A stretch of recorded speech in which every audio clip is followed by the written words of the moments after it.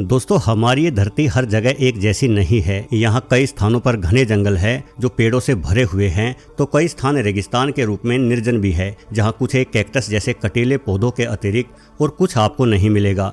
लेकिन क्या आप जानते हैं कि हमारा ब्रह्मांड भी इस धरती की ही तरह है। यहाँ भी अनेकों ऐसे स्थान हैं जहाँ अरबों तारे जगमगा रहे हैं, तो कुछ स्थान ऐसे भी हैं जहाँ दूर दूर तक खालीपन नजर आता है, जैसे कि बुएटीज वॉइड। ये ब्रह्मांड का वो महाशून्य है जिसे देखकर ऐसा लगता है मानो यहाँ की हजारों आकाशगंगाओं को किसी अज्ञात और विनाशकारी शक्ति ने निगल लिया हो। ये कोई छोटा स्थान नहीं है, बल्कि ये 33 करोड़ प्रकाश वर्षों तक फैला हुआ है। और इस विशाल अंधेरे इलाके में विज्ञान के नियमों के हिसाब से कम 10,000 गैलेक्सियां होनी चाहिए थी, लेकिन यहाँ सिर्फ 60 के करीब गैलेक्सियां ही किसी भटकती रूह की तरह अकेली मौजूद है। ठीक वैसे ही जैसे रेगिस्तानी इलाकों में कुछ एक कटीली वनस्पतियां ही होती है। बुएटीज वॉइड जगह इतनी डरावनी और सुनसान है कि मानकर चलो कि यदि हमारा सूर्य अपने सभी ग्रहों के साथ इस स्थान पर होता तो शायद हम कभी ये नहीं जान पाते कि ब्रह्मांड में हमारे सूर्य के अलावा भी कोई अन्य तारा या गैलेक्सी मौजूद है। मतलब हम हमेशा यही मानते कि हमारे अतिरिक्त इस ब्रह्मांड में ना कोई दूसरा तारा है और ना ही कहीं जीवन होने की कोई संभावना हो सकती है। हमें ब्रह्मांड की इस विशालता के बारे में कोई ज्ञान ही नहीं होता। जहाँ तक बुएटीज वॉइड के अस्तित्व का मामला है, तो हम आज तक ये नहीं पता कर पाए हैं कि ये स्थान रेगिस्तान की भांति बंजर क्यों है। इसलिए अंतरिक्ष में रुचि रखने वाले कुछ जानकार तो यहाँ तक शक करते हैं कि ये कोई प्राकृतिक घटना नहीं, बल्कि किसी अति विकसित परग्रही सभ्यता का काम है, जिसने अपने इस्तेमाल की ऊर्जा के लिए इस स्थान के सभी तारों और आकाश गंगाओं की ऊर्जा को सोख लिया है। और अब बुएटीज वॉइड ब्रह्मांड का वो कब्रिस्तान बन गया है जहाँ रोशनी भी दम तोड़ चुकी है। दोस्तों, ब्रह्मांड की अथाह गहराइयों में एक ऐसा अदृश्य दानव भी छुपा है जिसे विज्ञान द ग्रेट अट्रैक्टर कहता है। ये हमारी पूरी मिल्की वे गैलेक्सी सहित हजारों आकाशगंगाओं को अपनी ओर 22 लाख किलोमीटर प्रति घंटे की खौफनाक रफ्तार से खींच रहा है। द ग्रेट अट्रैक्टर गुरुत्वाकर्षण का एक ऐसा महाभंवर है जिसकी शक्ति लाखों सूर्यों से भी कहीं अधिक है। लेकिन सबसे रहस्यमयी और डरावनी बात यह है कि हम चाहकर भी इसे देख नहीं सकते, क्योंकि हमारी अपनी आकाशगंगा की धूल और तारों की घनी चादर ने ग्रेट अट्रैक्टर की तरफ का रास्ता हमेशा के लिए ढक रखा है। वैज्ञानिक इस रहस्यमय हिस्से को जोन ऑफ अवॉइडेंस भी कहते हैं, जिसके अनुसार हम एक ऐसी अंधेरी ताकत का शिकार बन रहे हैं जिसका ना तो हमें चेहरा पता है और ना ही इरादा। हम तो बस एक ऐसे अंतहीन सफर पर बेबस होकर खिंचे चले जा रहे हैं, और ये सफर पूरा होने पर क्या होगा कुछ नहीं कहा जा सकता। लेकिन कुछ वैज्ञानिकों ने सफर के अंत में होने वाली घटनाओं का अंदाजा लगाने की कोशिश की है, और मेरा यकीन मानिए इस रहस्यमय सफर का अंत और भी अधिक हैरानी से भरा हुआ है। सच तो यह है कि भले ही हम 22 लाख किलोमीटर प्रति घंटे की रफ्तार से उस द ग्रेट अट्रैक्टर की ओर खिंचे जा रहे हों, लेकिन हम शायद ही वहां कभी पहुंच पाएंगे, जिसकी वजह यह है कि ब्रह्मांड बहुत तेजी से फैल भी रहा है। एवं यह फैलाव इतना शक्तिशाली है कि यह आकाशगंगाओं के मध्य की दूरी को गुरुत्वाकर्षण की तुलना में भी कहीं ज्यादा तेजी से बढ़ा रहा है। यानी हम जिस द ग्रेट अट्रैक्टर नामक मंजिल की ओर दौड़ रहे हैं, वो मंजिल और भी तेजी से हमसे दूर भाग रही है। भविष्य में खींचातानी और भी अधिक बढ़ेगी या कम होगी, इस सवाल का कोई जवाब हमारे पास नहीं है। लेकिन ऐसा लग रहा है कि अंत में जीत ब्रह्मांड के फैलाव की ही होगी। इस फैलाव के कारण आकाशगंगाएं एक दूसरे से इतनी दूर हो जाएंगी कि हम दूसरी आकाशगंगाओं को देख ही नहीं पाएंगे। तो फिलहाल हम एक ऐसी अदृश्य पटरी पर दौड़ लगा रहे हैं, जो पटरी हमारे दौड़ने की गति से भी अधिक तेज गति लिए लगातार लंबी होती जा रही है। दोस्तों, क्या आप जानते हैं कि ब्रह्मांड के वैक्यूम वाले माहौल में वेल्डिंग करना बड़ा ही आसान होता है। इस वेल्डिंग को हम कोल्ड वेल्डिंग या अंतरिक्ष वेल्डिंग कहते हैं। दरअसल पृथ्वी पर दो लोहे के टुकड़ों को आपस में जोड़ने के लिए उन्हें गर्म किया जाता है, लेकिन अंतरिक्ष में लोहे के उन दो टुकड़ों को आपस में स्पर्श करने से ही वो जुड़ जाएंगे। मैं इसे थोड़ा विस्तार से समझाता हूँ। दरअसल पृथ्वी पर चारों तरफ ऑक्सीजन है, जिसकी वजह से हर धातु की सतह पर एक बहुत बारीक ऑक्साइड की परत जमी हुई है। आप इसे एक अदृश्य प्लास्टिक पॉलिथीन की तरह मान सकते हैं। जब आप पृथ्वी पर दो लोहे के टुकड़ों को आपस में छुआते हैं, तो असल में उनके परमाणु एक दूसरे को छू ही नहीं पाते, क्योंकि बीच में वो ऑक्साइड की परत, जिसे मैंने अभी प्लास्टिक की पॉलिथीन कहा था, आ जाती है। इसलिए दो धातुओं को जोड़ने के लिए हमें उन्हें इतना गर्म करना पड़ता है कि वो पिघल जाए और ऑक्साइड की वो परत उन धातुओं पर से हट जाए। लेकिन अंतरिक्ष के वैक्यूम में ऑक्सीजन बिल्कुल नहीं है, यानी यहाँ हमारे लोहे के टुकड़ों पर कोई परत नहीं होगी, जिस कारण जैसे ही उन टुकड़ों को आप आपस में रगड़ेंगे या बस जोर से दबा देंगे तो एक टुकड़े के परमाणु दूसरे टुकड़े के परमाणुओं के सीधे संपर्क में आ जाएंगे और वैक्यूम होने के कारण वो परमाणु एक दूसरे में समाते हुए इतना पक्का जोड़ बना लेंगे कि पृथ्वी पर की जाने वाली वेल्डिंग तो उस जोड़ के सामने कुछ भी नहीं है। इस अंतरिक्ष वेल्डिंग में एक ही धातु के दो टुकड़े एक दूसरे में समाते हुए एक सिंगल पीस बन जाते हैं, यानी अब वो दोनों टुकड़े एक ही हो गए हैं। उनमें आपको कोई जोड़ तक दिखाई नहीं देगा। हालांकि इस प्रक्रिया में वो दोनों टुकड़े एक ही धातु के होने चाहिए, जैसे कि लोहा और लोहा या तांबा और तांबा।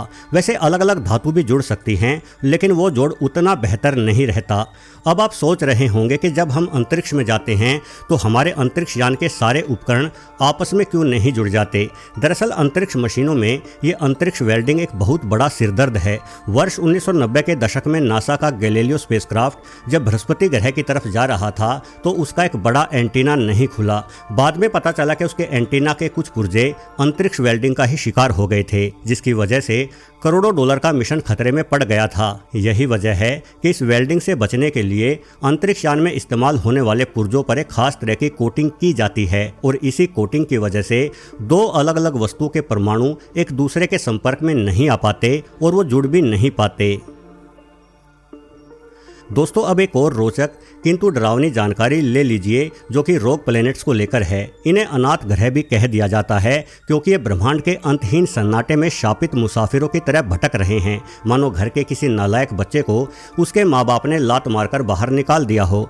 दरअसल ज़्यादातर ग्रह उस धूल या नेबुला से बने हैं जिससे उन ग्रहों का तारा बना था, इसलिए निर्मित होते ही इन ग्रहों ने अपने अपने तारों की परिक्रमा शुरू कर दी थी। लेकिन अनाथ ग्रह मुख्य रूप से दो वजहों से अपने तारे से अलग हो गए।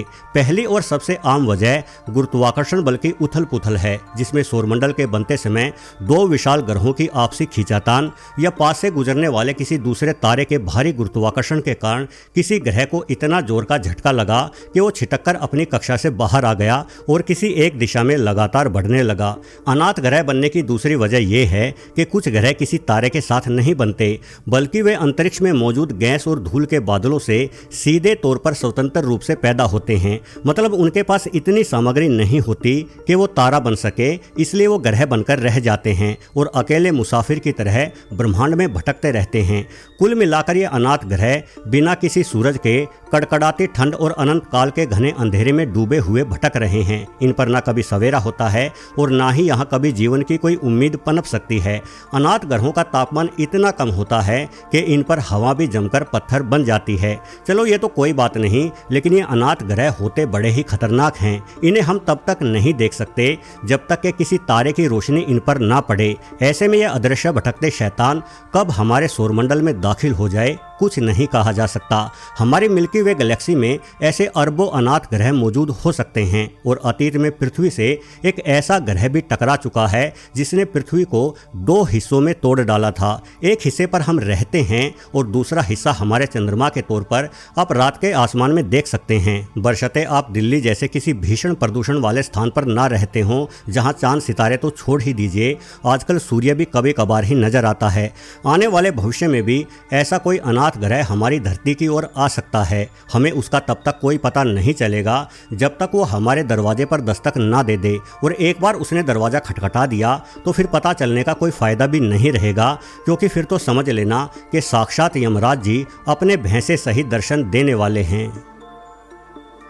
दोस्तों, ब्रह्मांड को अगर बहुत दूर से देखा जाए, वैसे कोई तरीका नहीं है दूर से देखने का, लेकिन यदि देखा जाए तो यह बिखरा हुआ नहीं बल्कि एक विशालकाय और डरावने मकड़ी के जाले की तरह नजर आएगा, जिसे वैज्ञानिक कॉस्मिक वेब कहते हैं। यह जाला अरबों प्रकाश वर्ष तक फैला हुआ है, जिसके अदृश्य धागे डार्क मैटर से बने हुए हैं और इन्हीं चिपचिपे धागों पर हमारी मिल्की वे जैसी अरबों गैलेक्सियां किसी फंसे हुए जुगनू की तरह चमक रही है। सबसे हैरान कर देने वाली बात यह है कि इस विशाल ढांचे की बनावट हूबहू इंसानी दिमाग के न्यूरॉन्स जैसी दिखती है, जिसे देखकर मन में ये खौफनाक प्रश्न उठता है कि कहीं पूरा ब्रह्मांड स्वयं एक जीवित महामस्तिष्क तो नहीं है और हम उस मस्तिष्क के किसी छोटे से कोने में मौजूद एक तुच्छ सा विचार मात्र हैं। नहीं, मतलब कुछ लोगों का दावा है कि मरने के बाद उन्हें स्वर्ग मिलेगा, लेकिन मैं आपको बता दूं कि इस ब्रह्मांड के सामने हम इतने तुच्छ हैं कि हमारे रहने या ना रहने से ब्रह्मांड को रत्ती भर भी फर्क नहीं पड़ने वाला। शायद ये रत्ती भी बहुत बड़ा शब्द है हमारे इस सूक्ष्म अस्तित्व के लिए। ब्रह्मांड के लिए हम नहीं, हमारे पूरा सौरमंडल एवं पूरी आकाशगंगा उस मच्छर के समान है जिसे अपने हाथ पर बैठा देख हम एक थप्पड़ में ढेर कर देते हैं। मैं फिर कहता हूँ कि वो मच्छर हम नहीं बल्कि हमारी ये पूरी आकाशगंगा है। अब इतने मामूली हालात में मुझे तो नहीं लगता कि हमारे मरने के बाद हमारे लिए कोई स्वर्ग आदि की व्यवस्था की गई होगी। मरे तो मरे, क्या फर्क पड़ता है। जब हम अपने जन्म से पहले नहीं थे तब क्या फर्क पड़ा था, कुछ नहीं। जब हमारे अस्तित्व का ही कोई अस्तित्व नहीं है तो हमारी मौत का क्या अस्तित्व, और काहे का स्वर्ग तथा काहे का नरक। आप इस बारे में कभी थोड़ा सा सोचना। मैं वापस से टॉपिक में घुसता हूँ तो दिमागी न्यूरॉन्स की तरह फैले ब्रह्मांड के इस जाले के बीचों बीच में करोड़ों प्रकाश वर्ष लंबे डरावने खाली स्थान भी है, जहाँ ना रोशनी है, ना कोई पदार्थ, ना ही कुछ नहीं है। मतलब वहाँ कुछ नहीं का भी कुछ नहीं है। ये महासंरचना हमें याद दिलाती है कि हमारी पूरी दुनिया एक धूल के कण से भी छोटी और बेमानी है, और यह कॉस्मिक वेब जिसे समझ पाना खुद के सर पर जूते मारने से भी अधिक दर्द भरा कार्य है, के बारे में वैज्ञानिकों का मानना है कि यदि इसका एक भी धागा टूट जाए तो यह पूरा ब्रह्मांड कंकाल की भांति ढह जाएगा, क्योंकि ये धागे ही वो गुरुत्वाकर्षण बल है जिन्होंने लाखों आकाशगंगाओं को एक व्यवस्थित ढांचे में पिरो रखा है। एक धागे के टूटने का मतलब होगा उस क्षेत्र की हजारों गैलेक्सियां अचानक अपने आधार से कटकर किसी बेलगाम पतंग की तरह अनंत और ठंडे शून्य की ओर बेहताशा भागने लगेंगी, जिससे पूरे ब्रह्मांडीय संतुलन में एक ऐसी दरार पैदा होगी जो किसी भयानक चेन रिएक्शन की तरह फैलती ही चली जाएगी एवं पूरे ब्रह्मांड का अंत हो जाएगा। ये एक ऐसी कॉस्मिक मौत होगी जिसमें तारे, ग्रह और यहाँ तक के परमाणु भी एक दूसरे से हमेशा के लिए बिछुड़ जाएंगे, यानी जो जहाँ बैठा है वहीं उसी वक्त समाप्त हो जाएगा। फिर एक बार और निश्चित रूप से यमराज जी अपने भैंसे सहित दर्शन देने आ जाएंगे। इस वीडियो से अंत तक जुड़े रहने के लिए आपका बहुत बहुत धन्यवाद।